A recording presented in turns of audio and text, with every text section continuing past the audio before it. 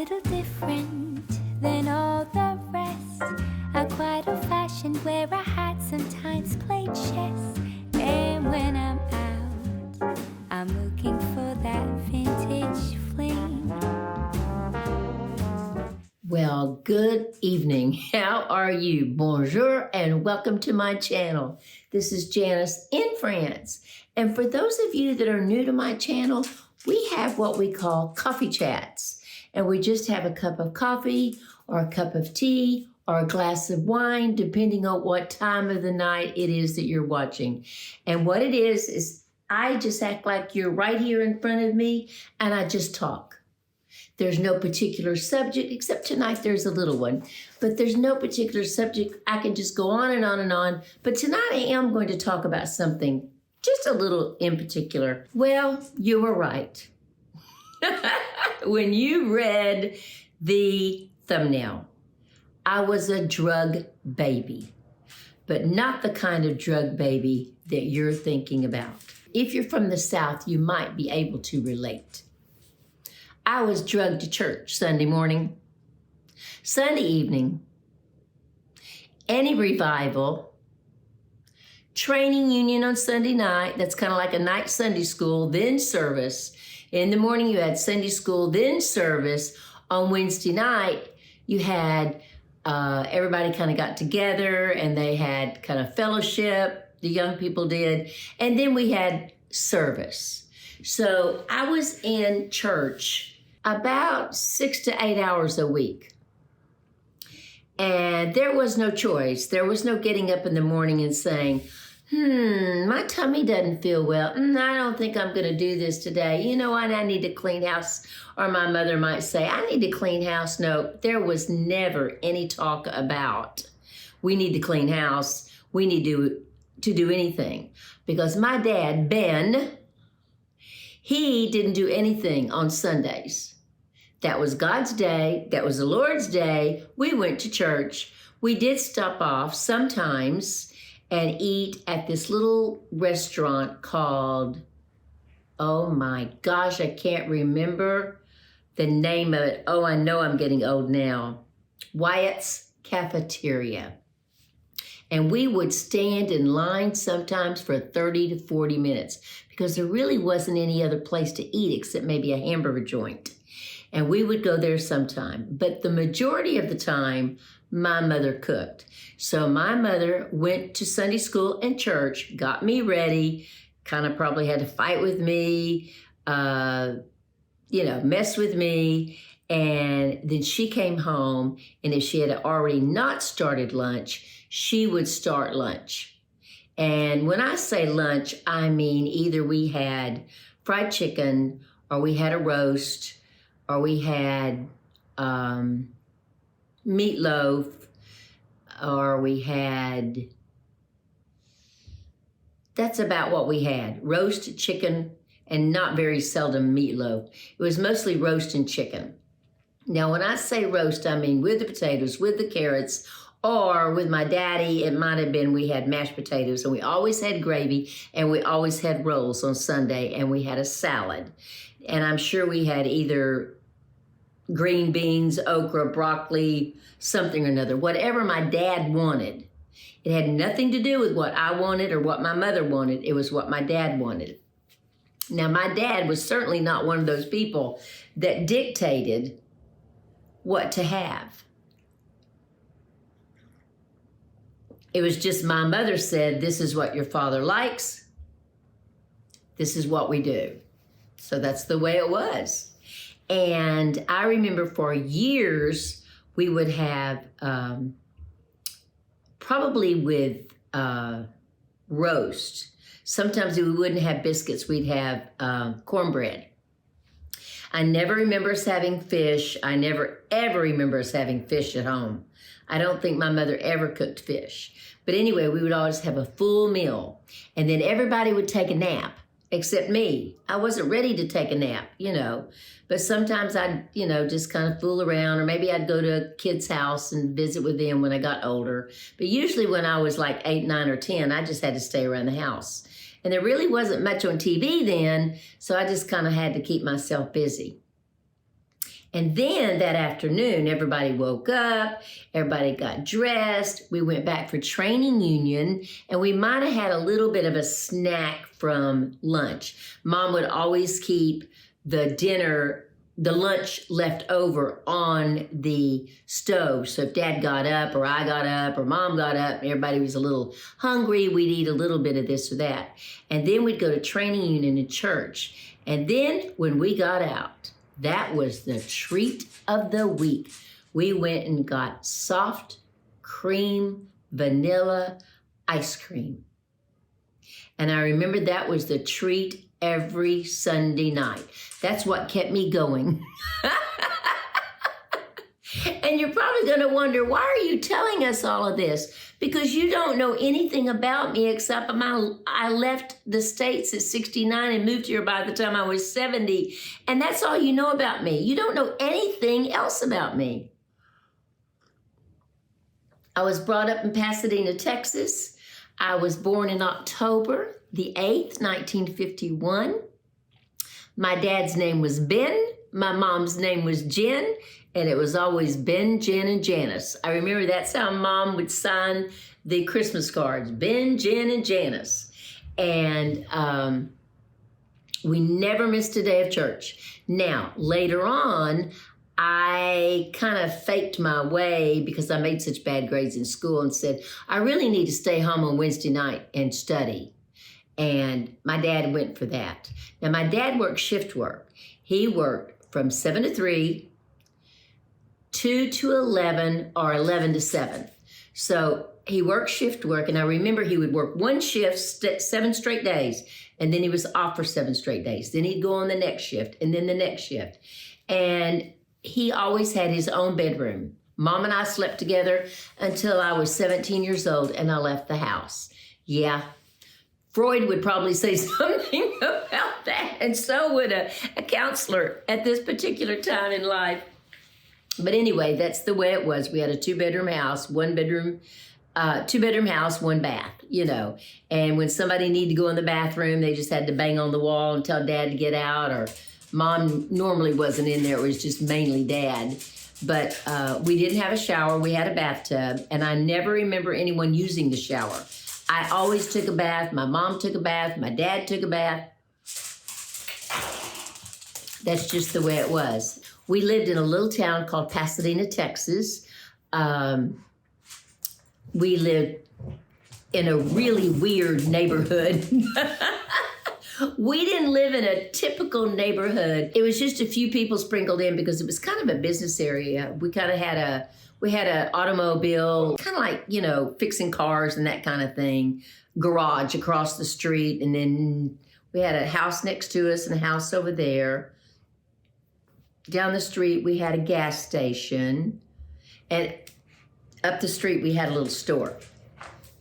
And we would walk to the store. I cannot tell you how many times I went to the store for my mother.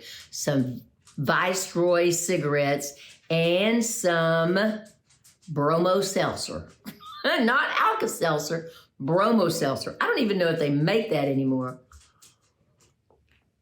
But that's what I got mostly sent to the store for. Sometime I would go and get a coconut candy or something like that. And we would meet up there and hang out, a bunch of kids and I. But it was very harmless, you know, no biggie.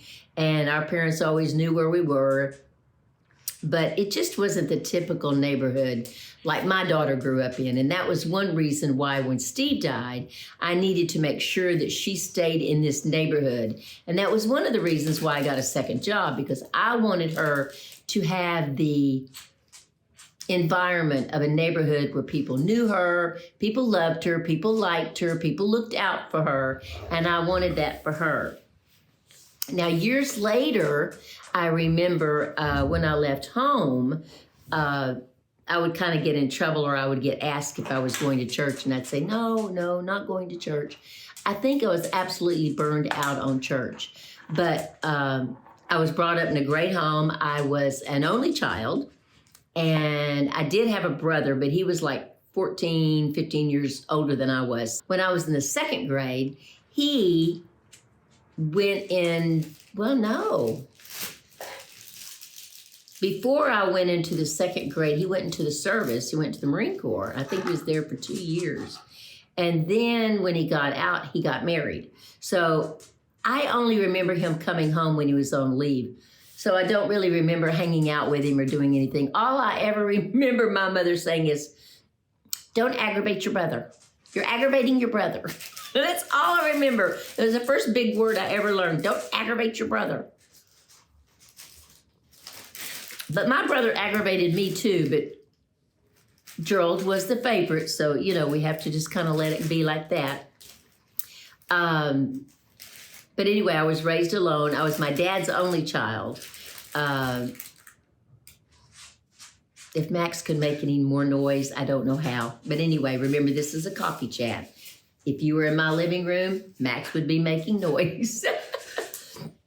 So anyway, I was raised in Pasadena, Texas, went to First Baptist Church, went to high school, went to an elementary that I walked to. In fact, for lunch, I got to come home sometimes for lunch. And come on, baby, come up here. Come up here with Mama. Come on up here with Mama. Come on up here. Come on. There's a little blanket. Come on, baby. Come on, baby. Yeah, that cat's going to get up here if you don't. 1, 2, 3. 1, 2, 3. Good boy. No, you got to get on the, you got to get right here. Right next to Mama. Ooh, maybe we'll be quiet now. But anyway, I would walk to school, and I remember my mother when I was really little, like first or second grade, she would stand at the end of the lane. Oh no, we're not eating on the white sofa. Oh no, sorry, right here. You can eat right here next to your mother, but you're not eating on the sofa. No, good boy. So anyway, so I remember her peeking and she would watch because we just walked down a dead end lane. It wasn't like, it was any big deal, but that's what parents do. That's what we do when we're parents. And then sometimes I would have a note from my mom telling my teacher I was coming home for lunch. So I would just walk home for lunch. And then I would get to go by this little place that we had close by around the corner. It was kind of like not down the main street. I kind of had to go by a busy street, but that's probably when I was in the 5th grade. But I would go there and get an ice cream cone. And don't you know, when I got to school, I didn't finish all of it until I walked into the school so everybody would know I went and had an ice cream cone. I was spoiled rotten. I remember my dad say, "What is that smell in here?" It's Daddy. Oh, that's right. That's just you being spoiled. Let me tell you about my daddy. My daddy was 46 years old when I was born. I was his first child. He wanted a daughter. He got a daughter. He didn't want a boy.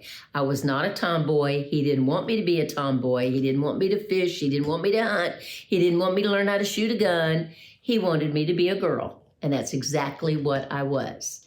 And we had a cabin up in the country. My daddy worked for Champion Paper Mill.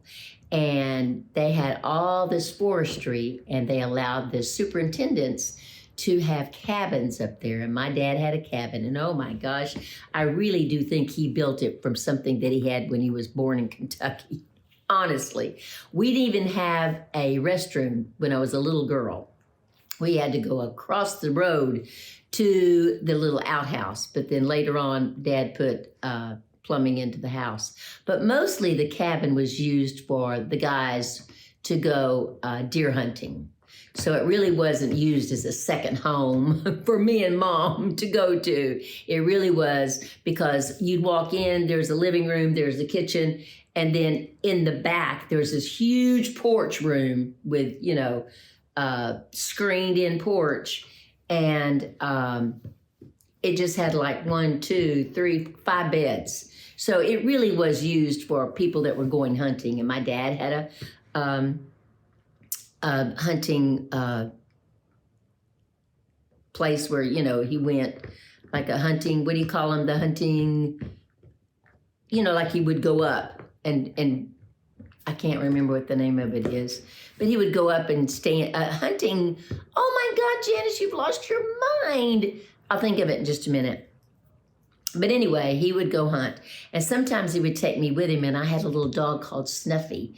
And Snuffy and I'd just be playing in the back of the truck and everything. And finally my dad said, "Oh, we might as well go home." I said, "How come?"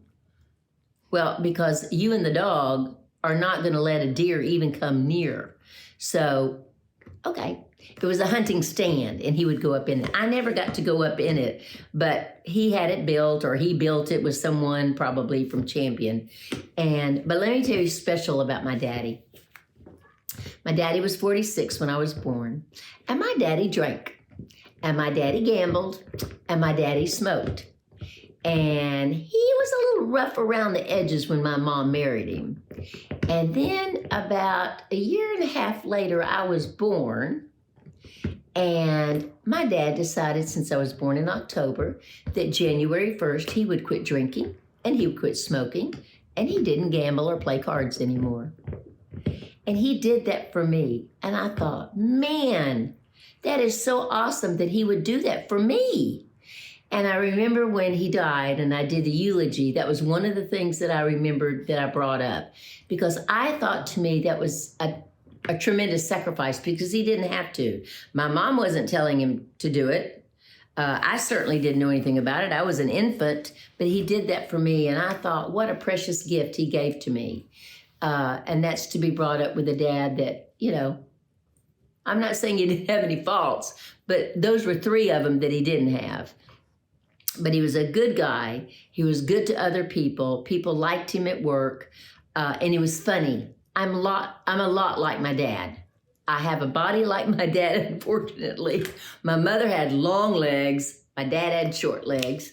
And I have a body like my dad, but I also have the humor like my daddy. My mother Jen was very strict. In fact, there are sometimes I can walk by the mirror and I look into it and I go, woohoo, that's Jen. Or I can say something to Max and I go, oh my gosh, that's Jen. My last name was Hollin, Hollin.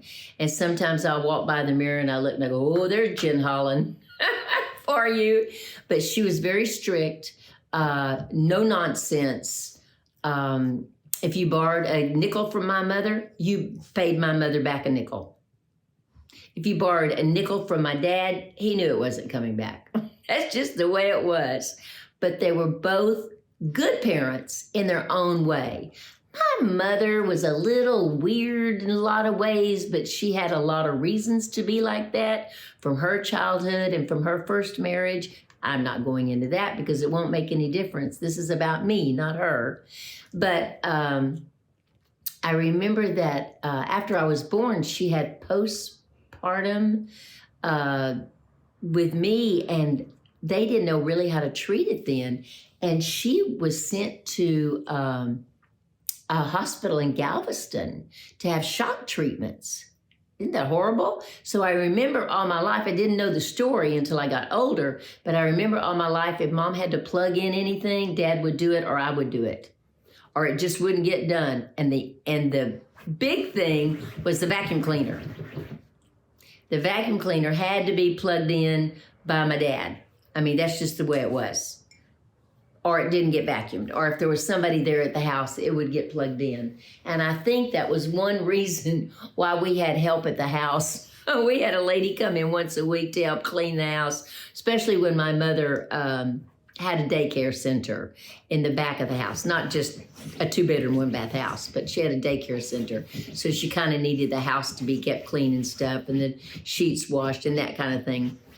But I think it had a lot to do, if nothing else. Max, you are not getting on my new white sofa, sweet cheeks.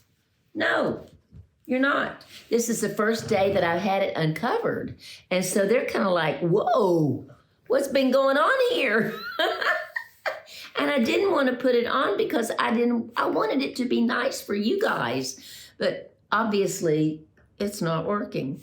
But anyway, I have a book coming out, probably the first of maybe next year or maybe the middle of next year. And the first chapter is about Ben Jen and how they were. And you'll know a little bit more about my mom in the book, but I don't want to go into it about here. But what I would like to know is, were you a drug baby? Were you drugged to church? And if you were, let me know. Because I just remember that the people that we went to church with, and it was really kind of weird, everybody always sat in the same place. Did that happen to you guys? I swear, we all sat in the same place. The Joneses sat over there, and the Burkharts sat over there on that aisle. We had a huge, huge church. We had a left aisle, we had a middle aisle, and a right aisle. We always sat on the right aisle. My dad couldn't be a deacon because he had been married before. So he could be an usher, so he was an usher. And I remember my daddy always had a peppermint candy, and he'd keep it in his pocket. And whenever a little kid would come in, you know, he would be welcoming people. And anytime a little kid would come in, he would pull out his hand, but he'd have that little peppermint candy there. And he always had peppermint candy, because I remember when my dad passed away, and I went to the funeral home because they wanted to make sure that, or I wanted to make sure that Dad looked like he was supposed to look, you know. And they knew my dad, but still you want to check on your daddy. And I remember I put 2 or 3 pieces of candy in his pocket because he always had it in his pocket, and I wanted him to have it in his pocket when he got to heaven. There was just something about me that's what I wanted. But anyway, that's the way I was raised. And then when I was about 13, my mother got me a horse. And oh my gosh, you know how much I love horses. That was just the end of all ends. I don't know why she got me a horse. I think she just thought I needed a hobby and not boys. But oh my God, what do you think is at the horse stables? Boys. And we won't go into that one. It's already 24 minutes here. I didn't want this chat to be, you know, a long little chat. I just wanted to be a short little coffee chat. But I think what I wanted to really tell you about me being a drug baby is that I think that's why I was able to move to France by myself. And I know I had a little help when I got here. I had Lisa. She helped me out some. She lives in another town quite far away, but still we can talk to each other on the phone. And she helped me out quite a bit. I can't say a little bit. She helped me out quite a bit. But I think because I was a drug baby, that I did have what it took to go from the States to here. And I just wanted to tell you a little bit about me. I loved horses. I had horses all my life. I loved men more than horses, which got me into a lot of trouble, which we'll talk at the next chat maybe, or you might just have to wait till the book comes out. But anyway, thank you so much for being with me tonight. And I look forward to having these little chats every so often. It's just good to kind of like act like you're in my living room and just talk to you. Remember, on Saturday night, we have Wisdom and Wellness class. And if you would like to be part of that, I would love for you to be part of it, but you've got to email me at janiceinfrance@gmail.com and just request a Zoom link, and I'll send it to you. Thank you so much for being with me. And please don't get so mad at me about it being a bait click or clickbait or whatever you want to call it. I really didn't mean it to be. I just wanted it to be humorous. Can you forgive me? Subscribe, share, thumbs up. Forgive me? Talk to you later, guys. Thanks so much. Talk to you later. As always, I love you. Au revoir.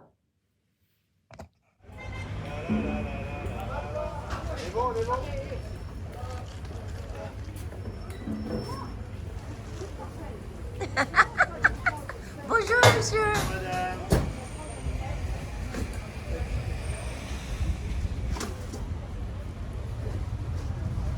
This market, I'm going to go across the street because this market has been here for many, many years, and I want to get the top of the market for the architecture.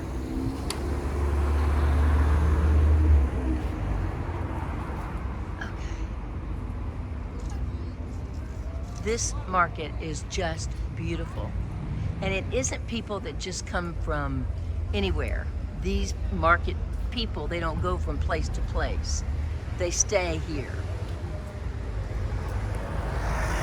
They have their own little booths that continue every week after week after week. But I want you to see the architect of this building. It's kind of hidden by the vendors' cars, but they have flowers, trees, lemon trees, orange trees. Beautiful. One of the items I didn't say yesterday because I didn't want to embarrass Sarah, we came to this little roundabout yesterday and she said, you know what, I want to go to an ATM, but I've been afraid to because I'm by myself. So I showed her how to go to the ATM inside, and so you don't have to worry about anything. And she actually went to the bank that I have in Fontainebleau. So anyway, I think she felt a little bit more confident doing that since I was around here. And I'm glad I was able to help her out because she's certainly shown me another part of France that I am enjoying tremendously. And you see that sign up there where it says Italy? That's where we're going. We are at the train station and we are getting ready to go to Ventimiglia. Ventimiglia. And what are we going to see there? Well, we're going to go to the market and probably see the town if it's not too crowded. Okay. Beautiful weather. It seems like it takes a little while for the fog to kind of clear off because we're right here by the water.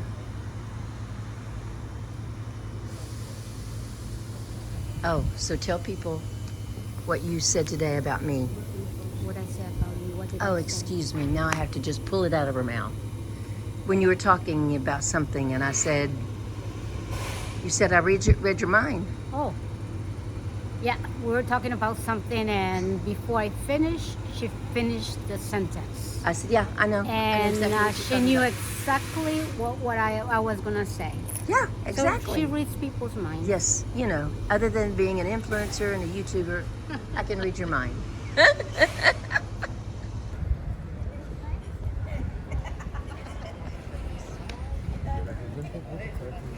We are following the crowd to the market.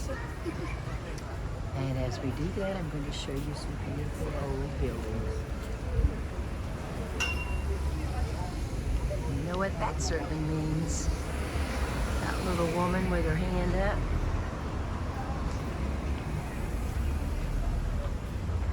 Zippy's Bistro.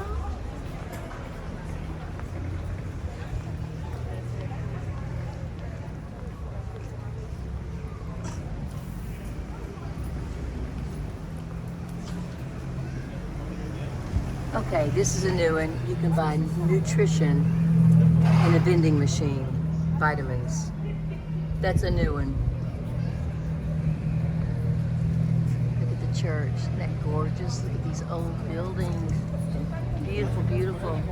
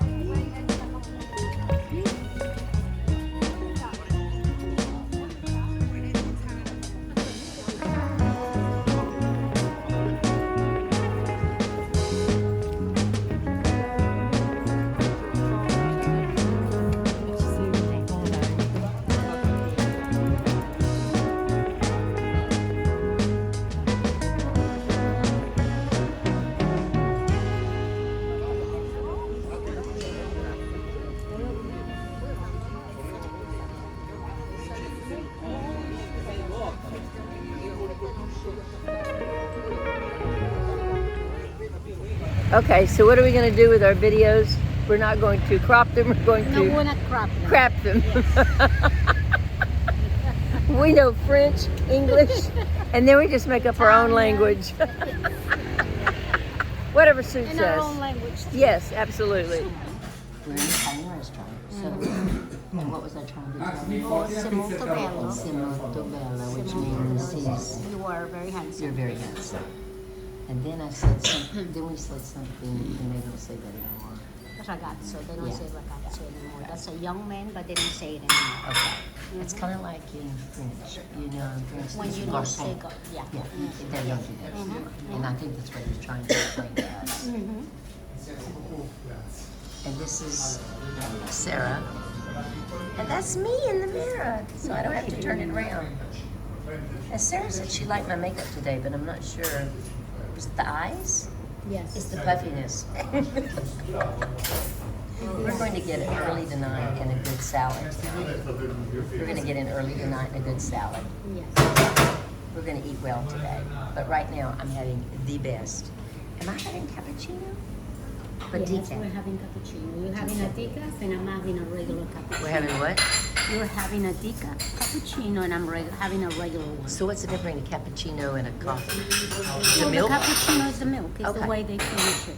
There's a little bit of cinnamon, or if it's not cinnamon, then it's going to be the cacao. Cacao. Okay. All right. You have now had a lesson on decaf and regular cappuccino.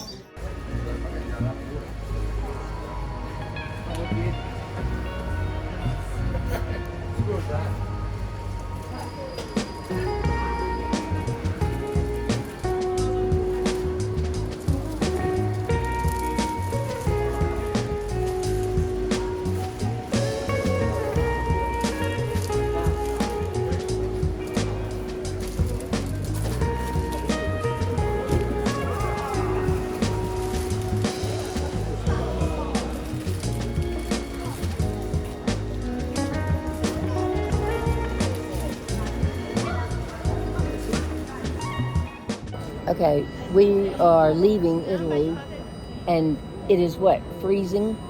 It started raining here, and now it's freezing, right? Yeah. And then we're going to go find some hot chocolate. She doesn't want any hot chocolate, but I want hot chocolate. I'm so full. She's so full. She had gnocchi for Is lunch. this it? And here comes our train. Is this it? Yeah.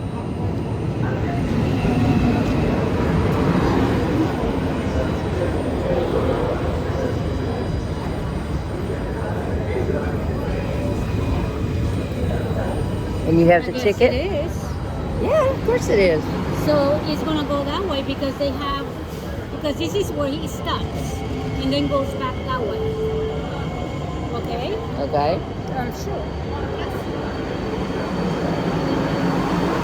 So everybody's going to come out first. I don't think anybody's coming out. We're going in.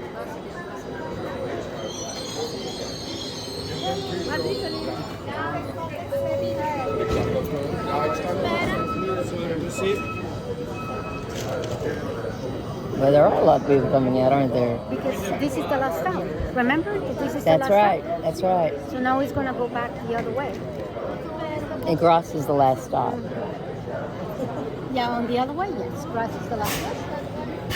But this is what? Ventimiglia is the last stop in Italy.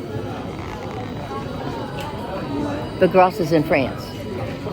Yeah. Right, okay. Okay, we're on the train. Oh, we are. Yeah, and we're going to back home, Menton. Yes. But it's too late to have a nap, I think. We're going to have a nap. I don't feel like napping, but if you want to nap. I want a hot chocolate. Right Then I now, I want to go and drop this stuff off. Oh. And you have to get a coat. And then we go for the hot chocolate. Okay. Because you need a coat. Okay. All right.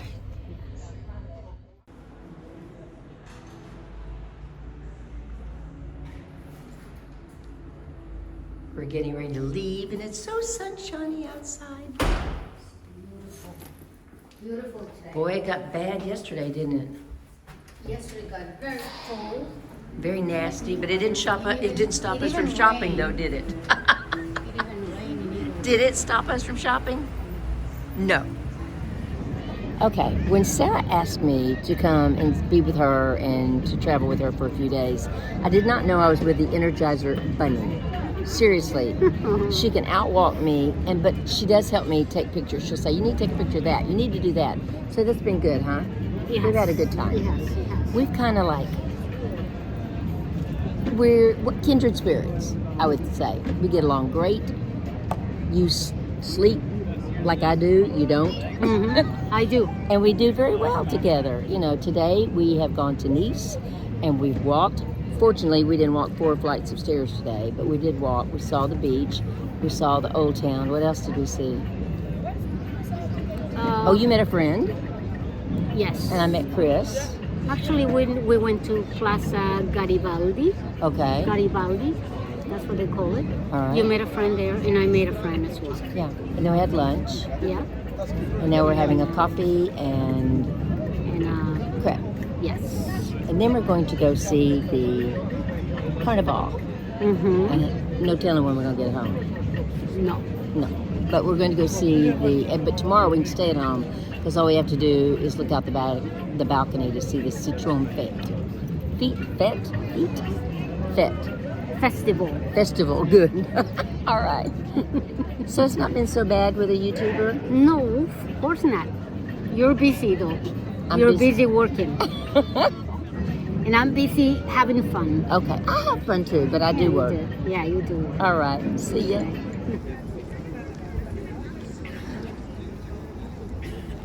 Okay.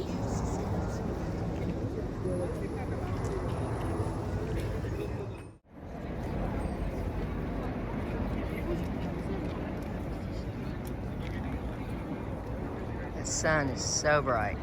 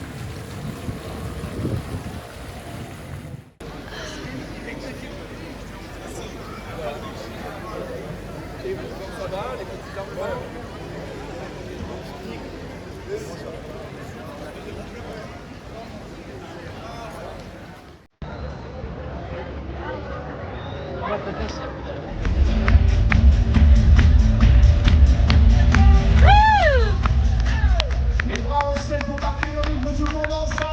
Tout le monde.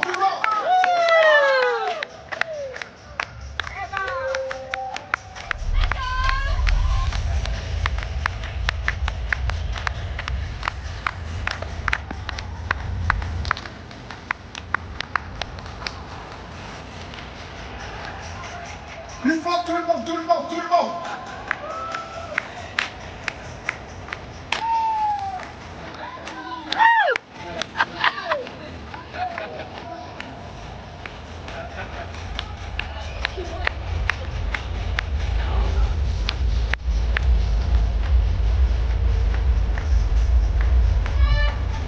Je veux voir les bras levés au ciel de gauche à droite, de droite à gauche. Tout le monde.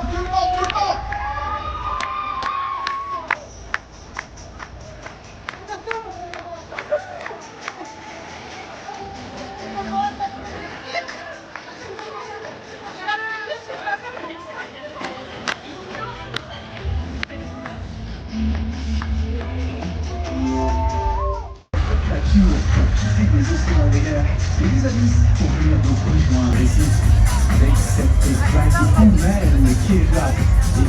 certainement applaudir notre carnavalone, donc la fille évidemment du couple royal, venu nous rejoindre la prête. Je me rappelle, ce travail nécessite évidemment beaucoup de semaines, de donner ce grand principe.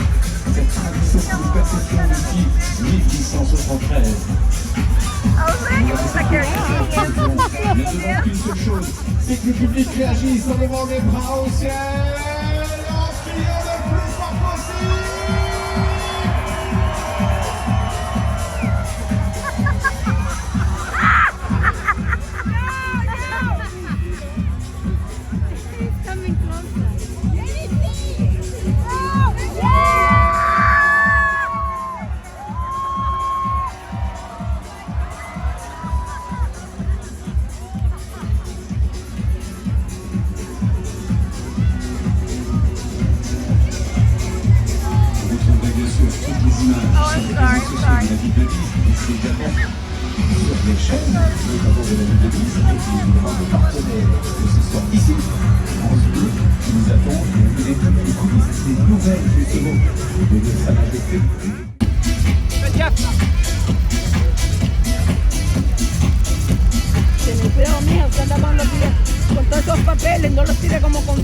Alors que les troupes se déhanchent sur le sol, qu'en est-il dans les tribunes?